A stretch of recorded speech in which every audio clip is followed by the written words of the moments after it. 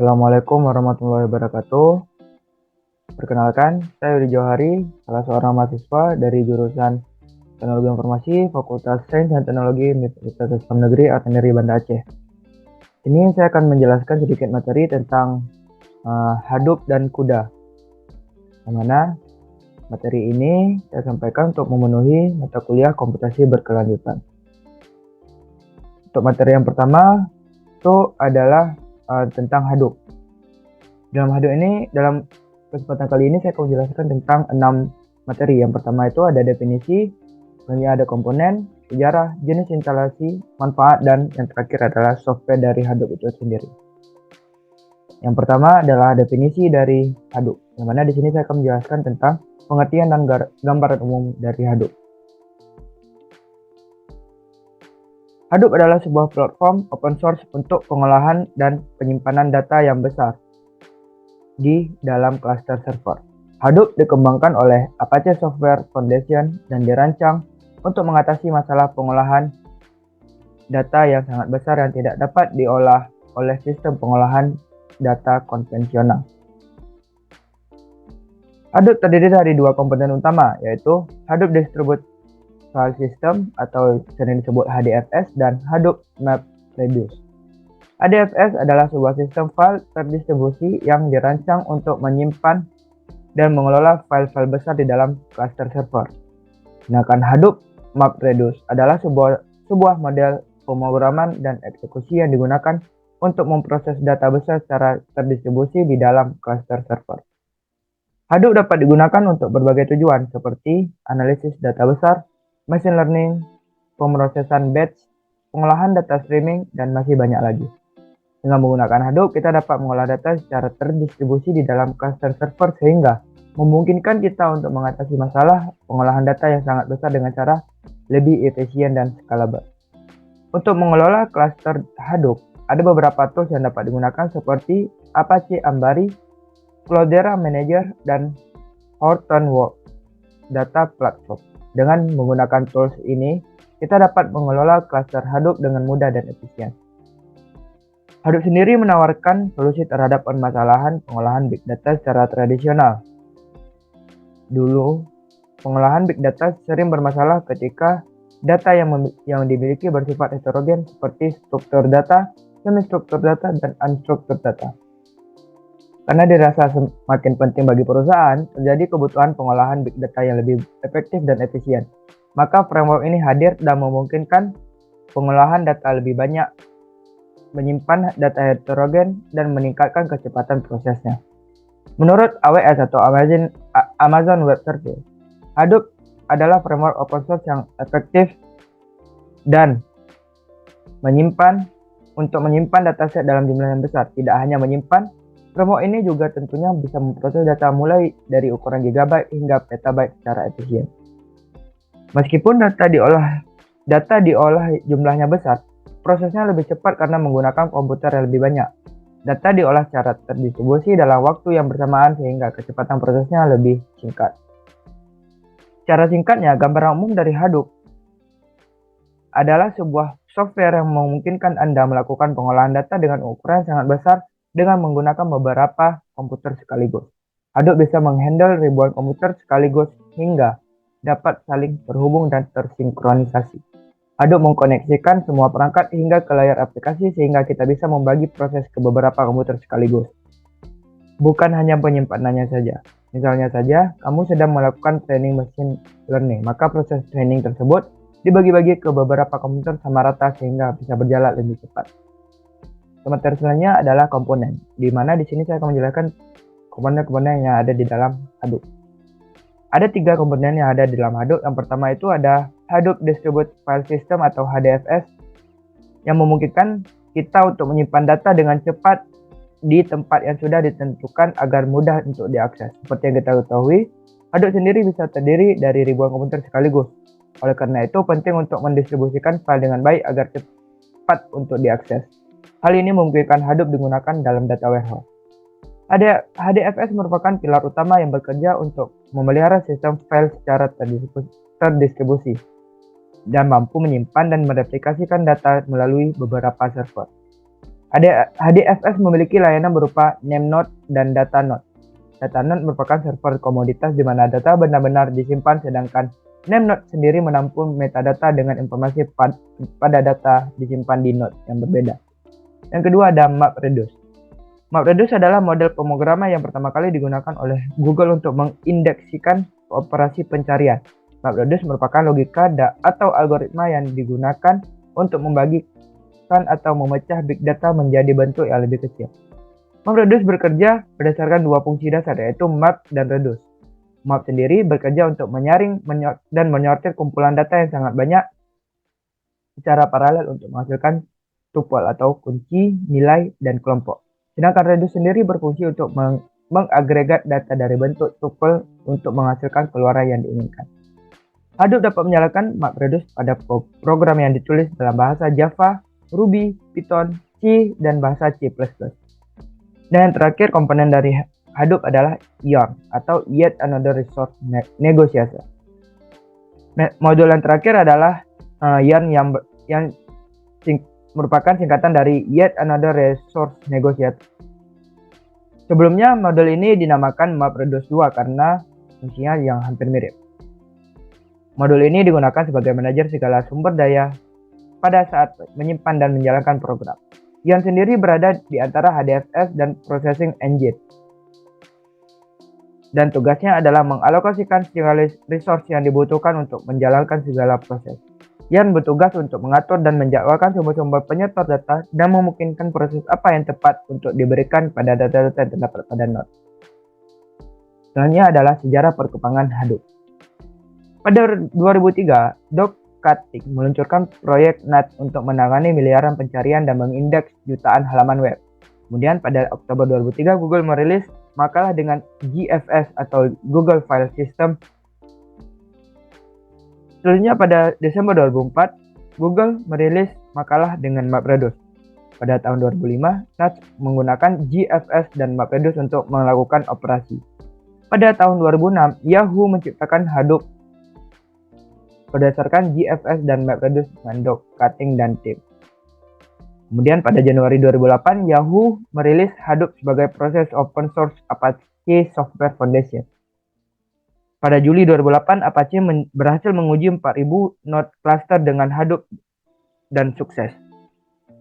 Pada tahun 2009, Hadoop berhasil mengurutkan 1 petabyte data dalam waktu kurang dari 17 jam untuk menangani miliaran pencarian dan mengindeks jutaan halaman web, bergerak maju pada Desember 2011. Selanjutnya pada Desember 2011, Apache Hadoop merilis versi 1.0 dan kemudian pada Agustus 2013, Hadoop merilis versi 2.0.6. Selanjutnya jenis-jenis instalasi. Yang pertama ada standalone mode. Ini adalah bentuk paling sederhana dari mode Hadoop yang berjalan pada satu node atau sistem. Ia memiliki proses JVM tunggal untuk mensimulasikan sistem terdistribusi. Jenis mode ini pun menggunakan sistem file lokal untuk keperluan penyimpanan. HDFS tidak berjalan di mesin berbasis standalone mode, dan semua manipulasi file akan berada di mesin lokal dengan tambahan HDFS YARN. Keduanya tidak mendapatkan dukungan dalam mode ini. Standalone mode biasanya digunakan untuk menguji pekerjaan yang berorientasi dengan program MapReduce sebelum menjalankannya di sebuah cluster. Yang kedua ada pseudo distribute mode. Jika ingin mensimulasikan cluster sebenarnya, data scientist bisa menggunakan pseudo distribute mode instalasi Hadoop. Mode ini memiliki kualitas dari mode standalone dan cluster tingkat fully distribute mode. Ia berjalan pada satu node, tetapi ada dua proses JVM untuk mensimulasikan dua node, satu sebagai master dan satu lagi sebagai penopang kerja. Dan yang terakhir ada fully distribute mode. Jenis instalasi yang terakhir ini dapat dimanfaatkan oleh para saintis untuk lingkungan produksi yang berjalan pada sekelompok pengaturan mesin terdistribusi nyata yang berfungsi untuk trafik pengguna. Jenis instalasi ini adalah yang paling penting, di mana beberapa node digunakan dan beberapa dari mereka menjalankan daemon master, yaitu name node dan resource manager. Selanjutnya ada manfaat dari Hadoop. Yang pertama ada di bidang ketahanan. Data yang disimpan pada node akan direplikasikan pada node lainnya dalam cluster yang sama sehingga memberikan jaminan atau toleransi kesalahan. Jika suatu node sedang mengalami masalah, masih terdapat node lain yang memiliki data yang sama pada cluster tersebut. Yang kedua, dalam bidang skalabilitas. Hadoop tidak seperti sistem konvensional yang memiliki batasan jumlah kapasitas penyimpanan karena Hadoop beroperasi dengan cara mendistribusikan data. Jika terjadi peningkatan permintaan, sistem akan berkembang dengan mudah untuk menampung banyak server dan dapat menyimpan data hingga petabyte. Yang ketiga, low price atau biaya yang rendah. Karena Hadoop berupa kerangka kerja open source, maka tidak dibutuhkan suatu prosedur lisensi dan biaya yang dibutuhkan lebih rendah secara signifikan dibandingkan dengan sistem database yang serupa. Selanjutnya di bidang tingkat kecepatan, Hadoop menggunakan model pemrograman MapReduce dan mendistribusikan sistem file, memproses secara bersamaan sehingga banyak query yang ada hanya membutuhkan waktu sepersekian detik. Yang terakhir ada diversitas dari daya. HDFS memiliki kapabilitas untuk menyimpan data pada berbagai bentuk format seperti format tak terstruktur, video, semi terstruktur, XML file, dan terstruktur. Hadoop terlihat sangat sempurna untuk memproses suatu database, namun perlu diingat bahwa terdapat juga tantangan yang mungkin muncul jika menggunakan Hadoop. Salah satunya sistem pemrograman MapReduce yang tidak cocok untuk menyelesaikan semua jenis permasalahan. Sistem MapReduce sangat baik untuk informasi yang sederhana sehingga persoalan dapat dibagi ke dalam beberapa unit independen. Namun hal ini tidak efisien, iteratif, dan interaktif pada tugas analisis karena MapReduce sendiri menggunakan intensive file. Antara node-nya tidak terhubung secara interkomunikatif kecuali melalui pengurutan dan pengacakan. Iteratif algoritmanya membutuhkan fase pengacakan ganda untuk benar-benar berjalan. Yang terakhir, materi dari Hadoop yaitu software ataupun teknologi yang digunakan di dalam Hadoop. Yang pertama ada Core Hadoop yang terdiri dari Hadoop Distributed File System dan MapReduce yang bisa diunduh di website Apache Hadoop. HDFS sendiri berfungsi untuk mendukung pengolahan data yang besar karena ketika data diproses melalui HDFS, data tersebut dibagi-bagi ke dalam bagian yang lebih kecil dan akan diproses secara paralel. Sedangkan MapReduce digunakan untuk melanjutkan proses dari HDFS untuk diubah menjadi tuple, yakni pasangan key dan value-nya. Yang kedua ada data mining. Contoh data mining yang dapat digunakan dengan Hadoop diantaranya Apache Pig dan Apache Hive. Data mining sebenarnya merupakan API atau Application Programming Interface untuk menjalankan MapReduce. Contohnya adalah database NoSQL atau Not Only SQL. Tidak seperti database relasional, database NoSQL merupakan database yang tidak menggunakan relasi antar tabel dan data yang disimpan fleksibel. Database NoSQL dibutuhkan agar akses dapat dilakukan dengan lebih cepat. Seperti contohnya adalah Apache HBase. Yang terakhir ada software pendukung lainnya. Mana software lainnya yang digunakan sebagai perangkat pendukung misalnya untuk mengatur distribusi data, pemrosesan data, dan mengatur input ke dalam Hadoop dari sumber data yang bersifat streaming. Ada beberapa software pendukung lainnya yang memiliki fungsi masing-masing. Proses instalasi Hadoop tidak terlalu sulit. Setelah Anda mengunduh core Hadoop, akan ada petunjuk untuk menjalankannya. Sebelum Anda menggunakan Hadoop, pastikan komputer Anda memiliki Java terlebih dahulu. Hadoop bisa digunakan untuk satu komputer maupun banyak komputer. Baiklah, selanjutnya masuk ke materi CUDA. Di sini saya akan membahas 4 materi pokok. Yang pertama ada definisi, selanjutnya ada fungsi, ada manfaat, dan terakhir ada struktur. Yang pertama adalah definisi. Di sini saya akan menjelaskan tentang pengertian dan gambaran umum dari CUDA. CUDA adalah singkatan dari Compute Unified Device Architecture, sebuah teknologi dari NVIDIA yang memungkinkan penggunaan GPU atau Graphic Processing Unit untuk melakukan komputasi umum atau non-grafis. Dalam konteks komputasi, GPU dapat digunakan untuk melakukan pemrosesan paralel jauh lebih cepat daripada CPU atau Central Processing Unit, karena memiliki ribuan core yang dapat bekerja secara simultan. CUDA memungkinkan pengembang dan peneliti untuk memanfaatkan kemampuan paralel tersebut untuk mempercepat berbagai jenis aplikasi yang membutuhkan pemrosesan yang intensif secara komputasi, seperti pengolahan gambar, analisis data, dan simulasi fisika. CUDA sendiri membutuhkan perangkat keras NVIDIA dan perangkat lunak pengembangan kuda yang dapat diakses melalui bahasa pemrograman seperti C++, Python, atau Fortran. Selanjutnya ada fungsi dan kegunaan dari kuda. Yang pertama ada mempercepat pemrosesan data. Kuda memungkinkan pemrosesan data secara paralel dengan memanfaatkan kekuatan komputasi yang dimiliki oleh GPU. Hal ini membuat pemrosesan data dapat dilakukan dengan lebih cepat dan efisien. Yang kedua ada meningkatkan efisiensi kerja energi. Karena GPU dapat melakukan pemrosesan yang lebih cepat daripada CPU, maka penggunaan kuda dapat membantu meningkatkan efisiensi energi dalam aplikasi yang membutuhkan pemrosesan intensif. Yang ketiga, memungkinkan penggunaan GPU sebagai akselerator. Dengan menggunakan kuda, GPU pastinya dapat digunakan sebagai akselerator untuk pemrosesan data pada aplikasi tertentu. Yang terakhir fungsi dari kuda yaitu pengolahan data berukuran besar. Memanfaatkan komputasi paralel yang dimiliki oleh GPU, kuda dapat memungkinkan pengolahan data berukuran besar secara efisien. Materi yang ketiga yaitu manfaat dari penggunaan kuda. Yang pertama ada pemrosesan yang lebih cepat, yang mana penggunaan kuda dapat membantu meningkatkan kinerja komputasi secara signifikan dibandingkan dengan CPU konvensional. Yang kedua ada efisiensi energi yang lebih baik. Penggunaan kuda dapat membantu mengurangi konsumsi energi dalam aplikasi yang membutuhkan pemrosesan yang intensif. Yang ketiga ada peningkatan akurasi. Dalam beberapa aplikasi, penggunaan kuda dapat membantu meningkatkan akurasi pemrosesan data.